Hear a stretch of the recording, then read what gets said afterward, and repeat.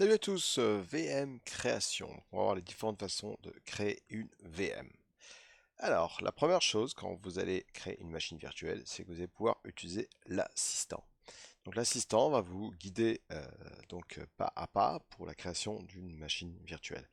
Alors c'est vrai que de moins en moins de personnes le font de cette façon, puisque la plupart des gens, eh bien, une fois qu'ils ont créé donc une machine virtuelle qui est propre, eh bien, vous allez la convertir en tant que template, en tant que modèle, et ainsi, ça va vous éviter de passer par cet assistant, et vous allez directement utiliser un template pour pouvoir créer d'autres machines virtuelles. Ça, c'est vraiment le best practice.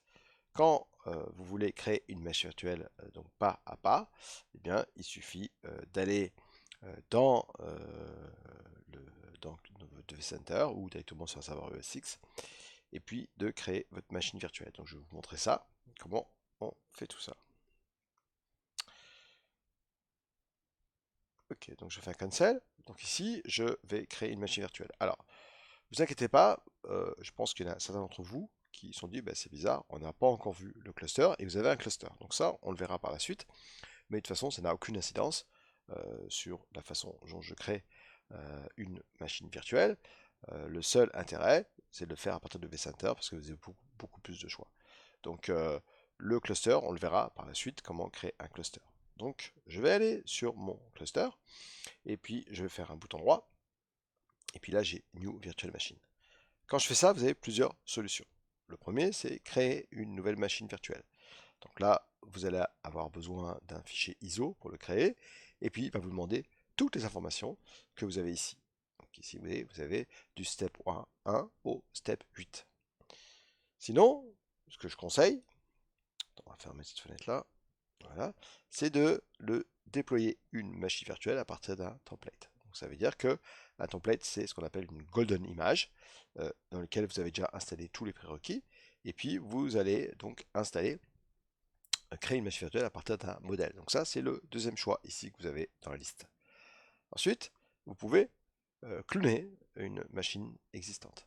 Donc là, quand vous allez cloner une machine existante, il est évident qu'après, une fois que vous avez cloné cette machine, vous n'allez pas évidemment créer des machines virtuelles à partir de ce clone. Le fait de cloner, c'est d'avoir une copie exacte de la machine virtuelle.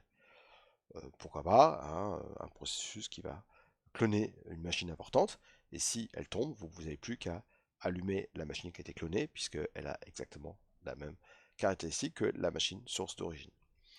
Vous pouvez même après, une fois que vous avez cloné une machine virtuelle, eh bien, vous allez pouvoir même l'utiliser par la suite, par exemple, pour créer un template ou pour la customiser.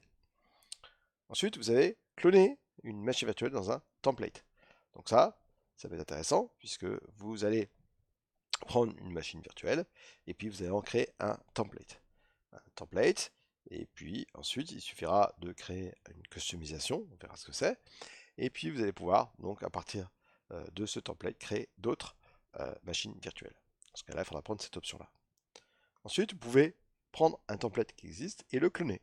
Pourquoi pas, hein, vous avez un template et vous décidez de cloner ce template. Donc vous aurez deux templates. Et puis le dernier, c'est euh, convert template to virtual machine.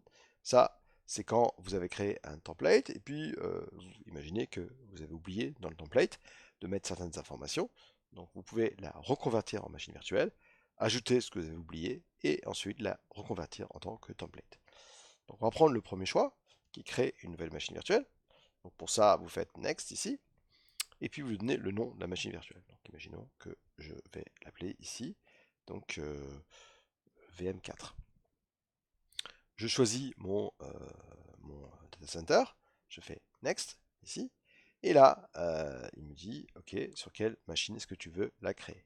Donc imaginons que je la crée sur cette machine-là, le host 124, je fais Next, ensuite il va me demander de choisir des storage. Alors, tout ça, on verra comment installer un storage partagé. Donc là, c'est un storage ASCII, ça je ne l'ai pas encore vu, je vous montrerai par la suite. Si je décide de le mettre sur un data center local, je ne pourrai pas, par exemple, faire de vMotion, évidemment. Il faudrait que je le mette sur un partage accessible par tous les hosts. Donc là, pour l'instant, je vais le mettre sur celui-ci, sur le 124. Je fais Next. Et puis ensuite, je me dis, cette machine virtuelle va tourner sur quel type de vSphere. Donc là, dans mon lab, j'ai que des vSphere 6.7 update 2, donc je vais choisir cette option-là. Next. Ensuite, il va me demander quel type de machine c'est. Est-ce que c'est du Windows, Linux ou autre? Donc là, par exemple, je vais dire Windows. Et là, il va me demander, ok, mais quelle version tu as? Donc, je vais dire par exemple un serveur 2016. Cette option-là, la Windows Virtualization Based Security, on en parlera plus tard, c'est pour protéger les mots de passe de la VM. Je fais Next, et là, je vais pouvoir maintenant customiser ma machine virtuelle complètement. Ajouter des devices s'il m'en manque, et puis dire le nombre de CPU que je veux. Donc, imaginons que je veux 2 CPU, je veux 4 Go de RAM. Au niveau de mon disque, je peux choisir la taille de mon disque ici, et évidemment, si j'ai déjà une storage policy qui existe, qui me permet de faciliter la création de mon disque, donc ça on en parlera plus tard, la location, où je vais stocker ma machine virtuelle, donc je vais dire que je stocke évidemment ce que je store avec la machine virtuelle, ou je le mets autre part, mon disque, donc on peut imaginer avoir un disque de données que vous stockez dans un autre datastore, alors que le disque OS est sur un autre datastore. Ici, est-ce que vous voulez du FIC ou du FIN? Donc ça on en a déjà parlé. Hein. Vous vous souvenez que le FIN, c'est qu'il va prendre la taille qu'il a besoin des vues et ça va grossir au fur et à mesure. Et les deux autres, c'est est-ce que il prend la taille complète et il met des 0 D1 ou il met pas de 0 D1. Donc imaginons que là, je mets du FIN. Ensuite, est-ce que s'il y a une compétition, est-ce que je veux mettre en place le sharing, le share? Est-ce que je veux limiter l'IOPS? Pourquoi pas? Si je descends vers le bas, je vois d'autres informations comme mon contrôleur SCSI. Ici, je peux en créer un autre si je veux. Et puis ici, je vais pouvoir, eh bien, évidemment, attacher un fichier ISO que j'aurais mis sur un datastore. Par exemple ici, on va imaginer sur celui-ci, eh bien, j'ai un répertoire ISO. Et dans l'ISO, ici, je vais pouvoir choisir mon ISO 2016. Ensuite, j'ai d'autres informations ici. Donc, vous voyez, je ne vais pas aller plus loin, mais j'ai la possibilité d'aller modifier ça et les VM options qu'on a déjà vues. Ici, je vois que mon USX c'est pour VM version 14, donc c'est la version 14 VMware. Voilà. Et donc j'ai ici un récap, et puis je fais Finish. Et quand je fais Finish, vous allez voir que c'est très rapide, puisque il ne fait que créer ma machine virtuelle. Donc là, j'ai bien ma VM4 qui a été créée. Une fois que j'ai créé ma VM4, j'ai plus qu'à faire un power on. Et puis j'aurai step by step, je vais pouvoir donc installer ma machine virtuelle pas à pas. Voilà. Donc ensuite, vous pouvez à n'importe quel moment cloner une VM dans un template. Donc vous pouvez, après avoir créé une machine virtuelle, vous pouvez la cloner dans un modèle. Les modèles sont des copies maîtresses de machines virtuelles qui vous permettent de créer des machines virtuelles prêtes à l'emploi. Vous pouvez apporter des modifications au modèle, telles que l'installation de logiciels supplémentaires. Vous ne pouvez pas modifier les modèles après les avoir créés, il faut d'abord les convertir en tant que machine virtuelle, apporter les modifications, puis la reconvertir en tant que modèle. Ça, c'est la façon dont on fait ça.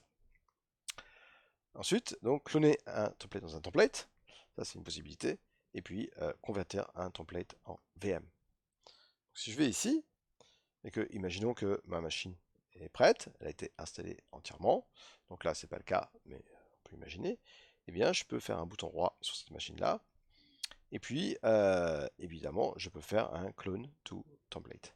Si je fais un clone to template, eh bien, il va me créer un template.